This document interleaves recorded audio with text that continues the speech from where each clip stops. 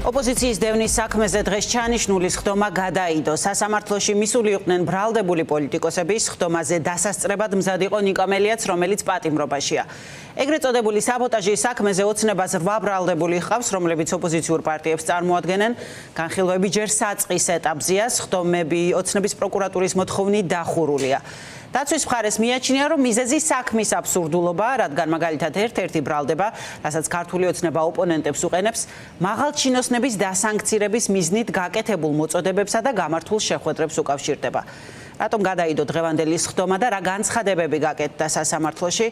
ნინი ბალანჩივაძე გვეტყვის, ის შემოგვიერთდება პირდაპირ ეთერში.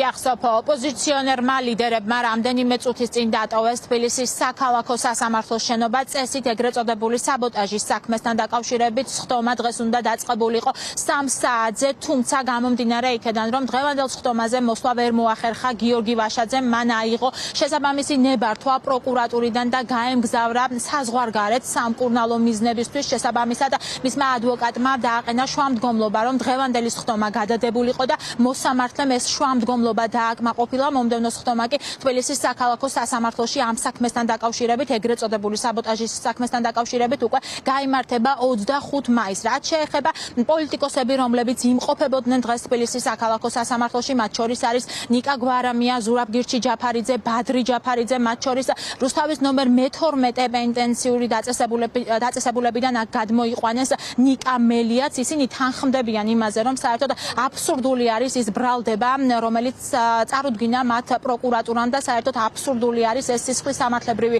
საქმე, ვინაიდან განმარტავენ იმას, რომ ქართული ოცნება პოლიტიკოსებს ედავება ურთიერთობებს, თანამშრომლობას ჩვენ საერთაშორისო პარტნიორებთან, მათ შორის საჯარო ეთერებით გაკეთებულ განცხადებებს და პროევროპულ აქციებში მონაწილეობის მიღებას. ნიკა მელია, როგორც უკვე გითხარით, გადმოყვანილი იყო თბილისის საქალაქო სასამართლოში და საინტერესო იქნებოდა მისი პოზიცია ამ საქმესთან დაკავშირებით, რა ექნებოდა სათქმელი ეგრეთ წოდებული საბოტაჟის საქმესთან დაკავშირებით, თუმცა როგორც უკვე გითხარით, ეს სხდომა გადაიდო. დღევანდელ სხდომას წესით უნდა დაასწრებოდა მიხეილ სააკაშვილი, თუმცა ის 7 ნოემბრის საქმესთან დაკავშირებით იმყოფებოდა თბილისის საქალაქო სასამართლოში, რომელიც დაიწყო 12 საათზე და ამ სხდომის დასრულების შემდგომ მან დატოვა თბილისის საქალაქო სასამართლო.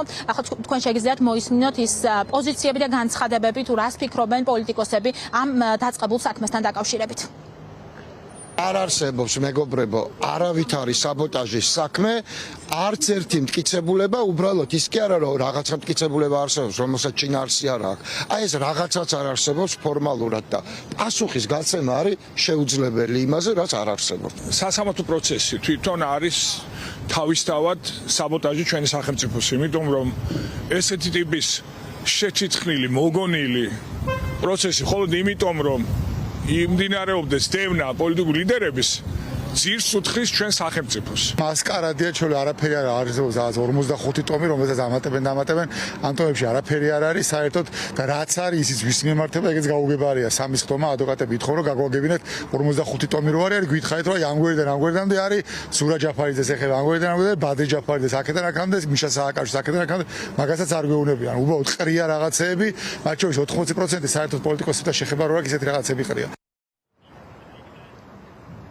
წინა ორი სხდომა ეგრეთ წოდებული საბოტაჟის საქმესთან დაკავშირებით დახურულ რეჟიმში წარიმართა და მიუხედავად იმისა, რომ შუამდგომლობა აქვთ ამდენი ხნის განმავლობაში ადვოკატებს, რომ სხდომები გაიხსნათ, მაინც მოსამართლემ მიიღო ამის გადაწყვეტილება და დღესაც ეს სხდომა თუ ჩატარდებოდა, იქნებოდა სწორედ ასეთ ფორმატში. შესაბამისად ბრალდებულების ინტერესების დამცველები თანხმდებიან იმაზე, რომ ამაშიც დასტურდება თუ რამდენად აბსურდთან გვაქვს საქმე, ვინაიდან ისინი დარწმუნებულები არიან, რომ ამ სხდომების დახურვის მიზანი არის ის, რომ საზოგადოებამ არ გაიგოს ამ მასკარადის შესახებ, რომელიც არის შიგნით.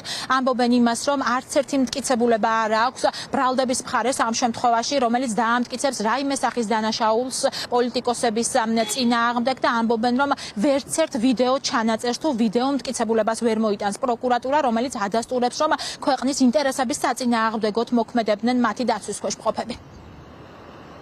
არაერთი გაყალბებული საქმე გვინახავს ამ შენობაში და საქმე სადაც მტკიცებულებები არ არსებობს, მაგრამ პოლიტიკური мотивაციით ხდება სხვადასხვა პირების დევნა, მაგრამ ეს საქმე არის მათგანაც გამორჩეული იმ თვალსაზრისით, რომ ჯერ ერთი ბუნებრივია არანაირი დანაშაულის ნიშნები აქ არ არის და დანაშაულად გამოცხადებული აქვს ჩვენ სტრატეგიულ პარტნიორებთან თანამშრომლობა და რეალურად ეს არის მცდელობა სახელმწიფო ღალატის უკვე სამართლებრივ სივრცეში გადატანის და მტრულძალებად ჩვენი დასავლელი პარტნიორების გამოცხადების. თავარია მტკიცებულებების სისხლის სამართლის საქმეში მტკიცებულებათა უთხოვარობა და არა თუ მტკიცებულებები და მტკიცებულებათა უთხოვარობა, ანუ საერთოდ არაფერი არ არსებობს სისხლის სამართლის საქმეში, არც მამუკა ხაზარაძე და არც ბადრი ჯაფარიძის მიმართ, არსებობს მხოლოდ პოლიტიკური სურვილი, პოლიტიკური ნება, რომ ეს ადამიანები იყვნენ მორიგჯერზე ბრალდებულები. აღნიშნული საქმის ფარგლებში დავადასტურებთ იმას, რომ საქმეზე ბრალდებული პირები, პოლიტიკოსები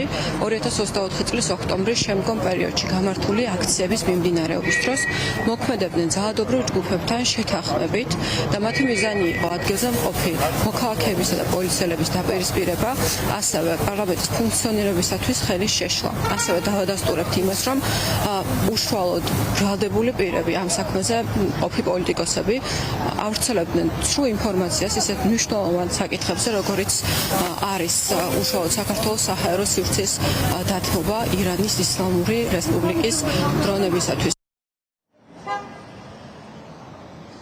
ოპოზიციონერი პოლიტიკოსები თანხმდებიან იმაზე, რომ ამ საქმის დაწყებით და სისხლის სამართლებრივი დევნის დაწყებით სწორედ ქართული ოცნება ახდენს ქვეყნის ეროვნული ინტერესების საბოტაჟირებას, ვინაიდან ისინი მიდიან პროდასავლური ოპოზიციური პარტიების ჩვენი მეგობრების წინააღმდეგ და მათ მტრად გამოცხადებას აპირებენ, როგორც უკვე გითხარით, თბილისის საქალაქო სასამართლოში დღევანდელი პროცესი ეგრეთ წოდებული საბოტაჟის საქმესთან დაკავშირებით გადაიდო. მომდევნო პროცესი იქნება უკვე 25 მაისს, სადაც დაცვის მხარე შესავალ სიტყვას იტყვის.